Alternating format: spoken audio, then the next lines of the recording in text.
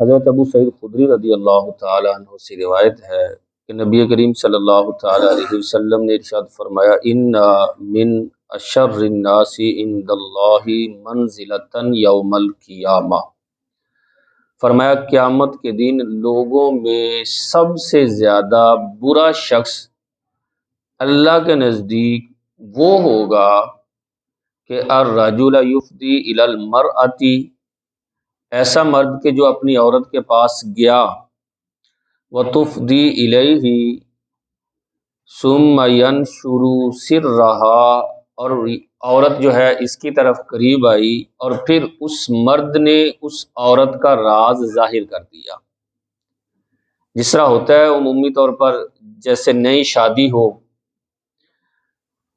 تو چونکہ نوجوانوں میں آج کل شرم و حیا کم ہوتی جا رہی ہے، ہوتا کیا ہے کہ وہ پہلی رات شادی کی اپنے دوستوں کے ساتھ جو ہے وہ ڈسکس کر رہا ہوتا ہے، رات اس طرح ہوا تو اللہ کے رسول صلی اللہ تعالیٰ علیہ وسلم نے ارشاد فرمایا ایسی باتیں جو اپنے دوستوں کے ساتھ شیئر کرے، کہ میاں بیوی کا ایک راز ہے، میاں بیوی آپس میں ایک گویا کے لباس کی مانند ہے، جس طرح اللہ رب العزت نے قرآن پاک میں بھی ذکر فرمایا ہن لباس لکم وانتم لباس لہن، کہ وہ تمہارے لیے لباس ہیں اور تم ان کے لیے لباس ہو۔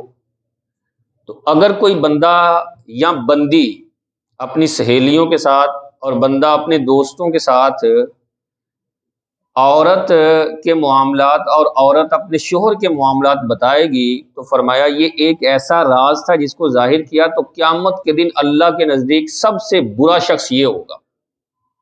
ایسی باتیں ڈسکس نہیں کرنی چاہیے اور نہ ہی کسی دوسرے کو بتانی چاہیے۔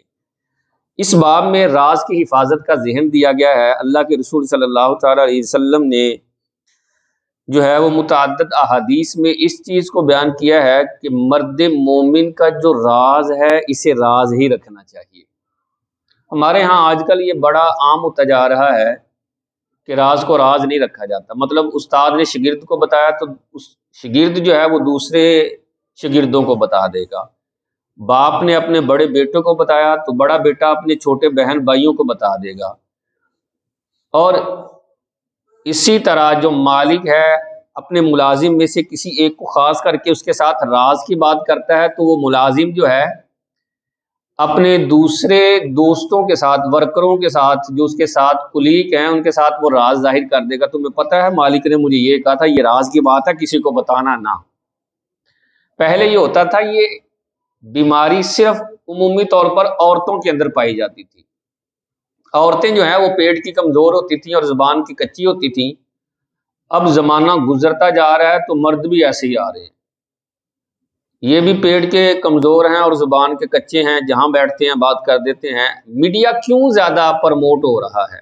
اسی وجہ سے ہو رہا ہے کہ اس کے اندر راز کی باتیں بتائی جا رہی ہوتی ہیں، دوسرے لوگوں کی عزتوں کو اچھالا جا رہا ہوتا ہے، حالانکہ اللہ کے رسول صلی اللہ تعالیٰ علیہ وسلم نے اس چیز سے منع فرمایا ہے کہ دوسرے کے راز کو نہیں بتانا چاہیے۔ اسی سے ملتی جلتی ایک اور حدیث ہے، حضرت عبداللہ بن عمر اس کے روایت کرنے والے ہیں۔ آپ فرماتے ہیں میرے والد گرامی حضرت عمر جب ان کی بیٹی حضرت حفصہ جو ہے وہ بیوہ ہوئی تو آپ حضرت عثمان غنی رضی اللہ تعالیٰ عنہ سے ملے تو ان سے کہا کہ یار میں چاہتا ہوں کہ میں اپنی بیٹی حفصہ کا نکاح تمہارے ساتھ کر دوں، تمہارا کیا خیال ہے؟ ذرا صحابہ کے دور کا انداز دیکھیں، ہمارے یہاں تو یہاں یہ ہے نا کہ بیٹیوں والوں کو آ کر پوچھا جاتا ہے، اور بیٹی والا کسی کو پوچھے تو کہتا دیکھو یہ کیا کر رہا ہے، یہ تو کتنی بری بات ہے، یہ خود پوچھ رہا ہے، بیٹی والا ہو کر جو ہے وہ رشتے کا پوچھ رہا ہے۔ بھائی سیدنا عمر رضی اللہ تعالیٰ عنہ وہ اس بیٹی کے باپ ہیں اور خود کہہ رہے ہیں حضرت عثمان سے یار کیا خیال ہے کہ میں تمہارا نکاح اپنی بیٹی کے ساتھ کر دوں؟ تو حضرت عثمان نے آگے سے یہ کہا کہ یار مجھے نا تھوڑی دیر سوچنے کی مہلت نہیں دے دیتے؟ کہا ٹھیک ہے۔ چند دن گزرے تو انہوں نے کہا کہ میں جو ہے میرے لیے یہی ظاہر ہوا ہے کہ میں ابھی نکاح نہ کروں، تو فلقیت ابا بکر، پھر وہ سیدنا عمر جو ہے وہ سیدنا صدیق اکبر سے ملے تو ان سے کہا کہ ان شئت انکحتک، اگر آپ چاہیں تو میں آپ کا نکاح حفصہ بنت عمر، حفصہ بنت عمر کے ساتھ یعنی اپنی بیٹی کے ساتھ نکاح کر دوں۔ تو فصامت ابو بکر، حضرت ابو بکر نے کوئی جواب ہی نہیں دیا، خاموش رہے، کوئی جواب ہی نہیں دیا۔ حضرت عمر کہتے ہیں یار عثمان غنی تو ٹھیک تھا، اس نے کم از کم جواب تو دے دیا تھا۔ مجھے بڑا غصہ آیا اور بڑا ملال ہوا کہ یار ابو بکر کیسا آدمی ہے کہ مجھے اس نے کوئی جواب ہی نہیں دیا، رپلائی ہی نہیں دیا۔ چند دن گزرے تو آقا کریم علیہ الصلوۃ والسلام نے نکاح کا پیغام بھیجا۔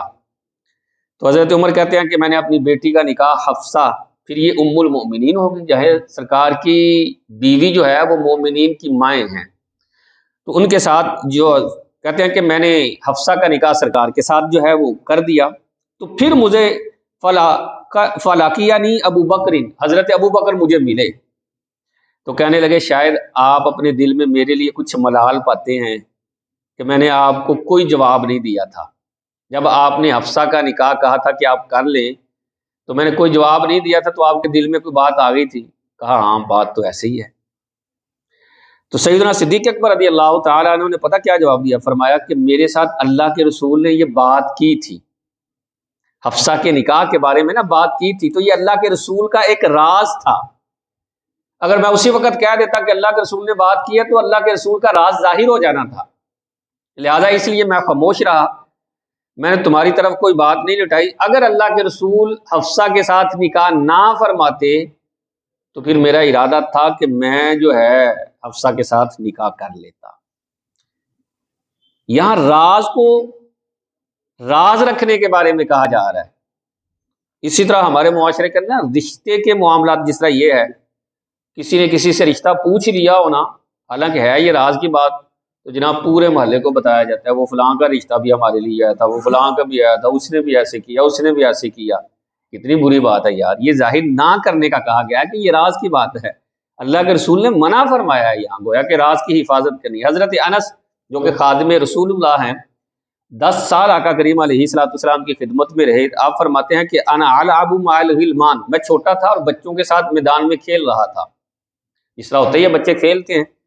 تو کہتے ہیں کہ فسلم علینا، سرکار ہمارے پاس آئے اور ہمیں آ کر سلام فرمایا۔ تو مجھے ایک حاجت کے لیے، کسی کام کے لیے سرکار نے بھیجا، فرمایا جاؤ انس یہ کام کر کے آؤ۔ جب میں کام کو گیا تو فابطأت علی امی، تو مجھے گھر آنے میں، اپنی والدہ کے پاس آنے میں نا کچھ تاخیر ہو گئی۔ جس ٹائم میں پہلے آتا تھا اس ٹائم نہیں آیا بلکہ تاخیر ہو گئی۔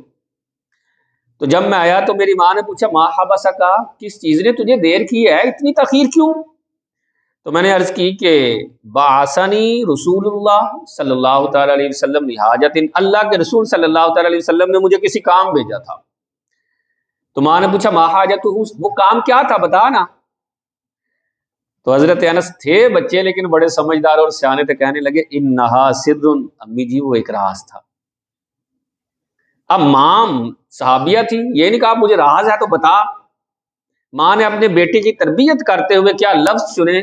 فرمایا لا تخبرنا بسر رسول اللہ صلی اللہ تعالی علیہ وسلم احدا، اے میرے پیارے بیٹے انس، کسی ایک کو بھی اللہ کے رسول کے راز کی خبر نہ دینا۔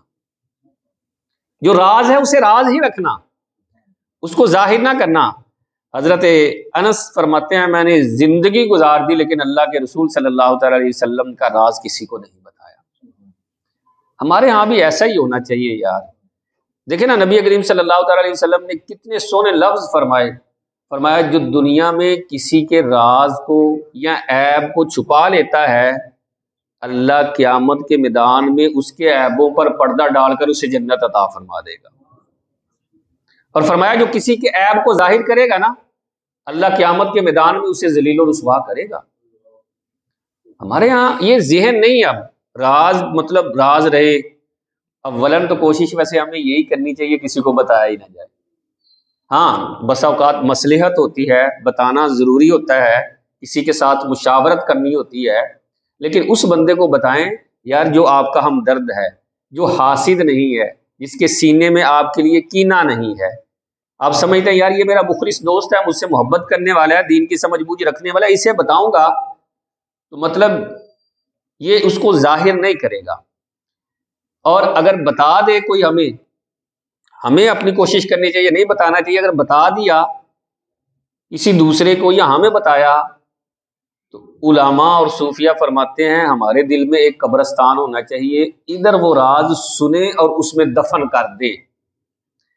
جیسے مردے اکھیڑے نہیں جاتے، مردہ قبر سے نکالا نہیں جاتا، ایسے ہی کسی کے راز کو بھی اپنے دل سے نہ نکالے، کیونکہ راز ظاہر ہو گیا تو پھر ظاہر ہے معاملات بگڑنے شروع ہو جاتے ہیں، اس کے اندر نکھار نہیں رہتا۔